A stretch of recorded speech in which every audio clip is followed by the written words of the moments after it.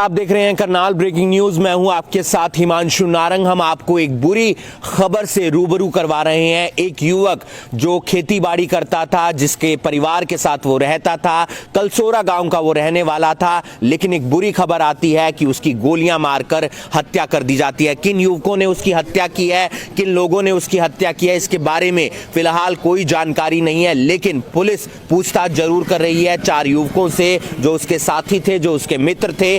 पूरा घटनाक्रम क्या हुआ, पूरा वाकया क्या हुआ, वो भी हम आपको एक बार बताएंगे। लेकिन फिलहाल जो हम आपको तस्वीरें दिखा रहे हैं वो करनाल के पोस्टमार्टम हाउस से दिखा रहे हैं। 2 तारीख को कलसोरा गांव का एक युवक जिसका नाम अजीत है वो लापता हो जाता है। लगातार उसे ढूंढने का प्रयास किया जाता है, उसके दोस्तों से पूछताछ की जाती है, उसके दोस्तों से बातचीत की जाती है, लेकिन उसके बारे में कोई जानकारी नहीं मिलती है। लेकिन कल एक शव बरामद होता है बीजना गांव से, और जब वो शव की शिनाख्त की जाती है तो उसके माथे पर एक गोली का निशान होता है और एक छाती पर गोली का निशान होता है, यानी कि हत्या की गई है। किन कारणों से की गई है, क्यों की गई है, क्या कोई आपसी रंजिश थी या कोई और मामला था, इसके बारे में जानकारी नहीं है। लेकिन फिलहाल पुलिस 4 युवकों से पूछताछ कर रही है और पोस्टमार्टम हाउस में जो तमाम रिश्तेदार हैं, परिवार के लोग हैं, वो पोस्टमार्टम करवाने के लिए पहुंचे हैं। परिवार के लोगों से पूछताछ करने का प्रयास करेंगे, कब लापता हुआ था, कब उसे ढूंढने का प्रयास किया जा रहा था और कल कहां से उसका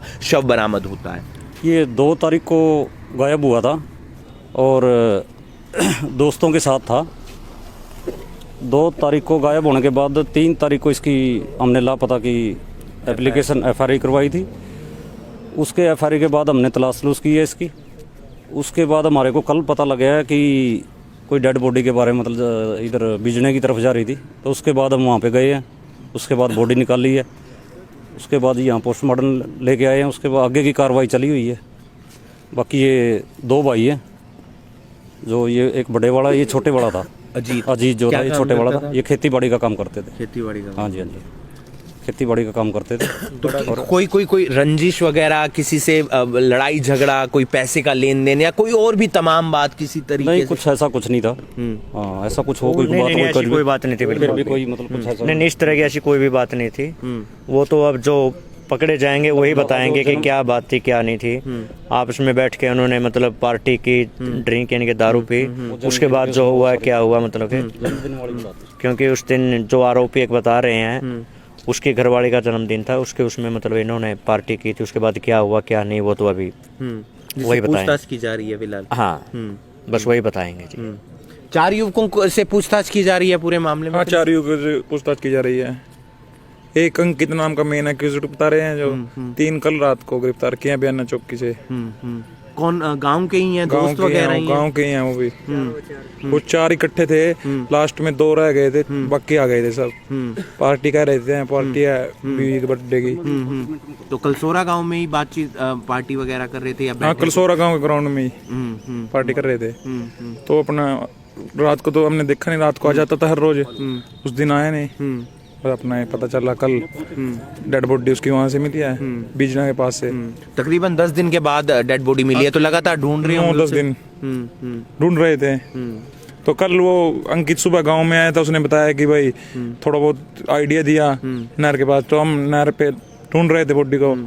तो फिर वहाँ पर अपना डेड बॉडी बीजना के पास से मिली है। फिलहाल पुलिस भी पूरे मामले में तमाम जो उसके साथी थे उनसे पूछताछ कर रही है। हमारे साथ बलराज सिंह जी भी मौजूद हैं, उनसे भी जानने का प्रयास करेंगे। बलराज सिंह जी, क्या पूरा मामला है और फिलहाल पुलिस की कार्रवाई कहां तक? दिनांक 2/2/21 को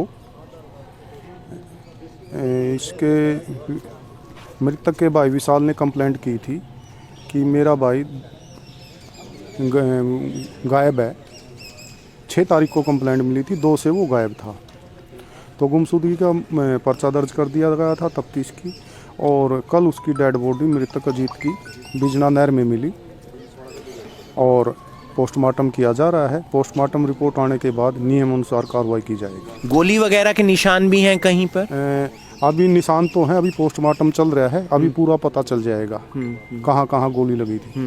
तो पूछताछ वगैरह भी की जा रही है किसी से? जो लड़के 2 तारीख में इसके अजीत के साथ शराब पीने में थे, उनसे पूछताछ की जा रही है। अरेस्टिंग कोई नहीं हुई? अभी कोई अरेस्ट नहीं हुआ, पूछताछ की जा रही है।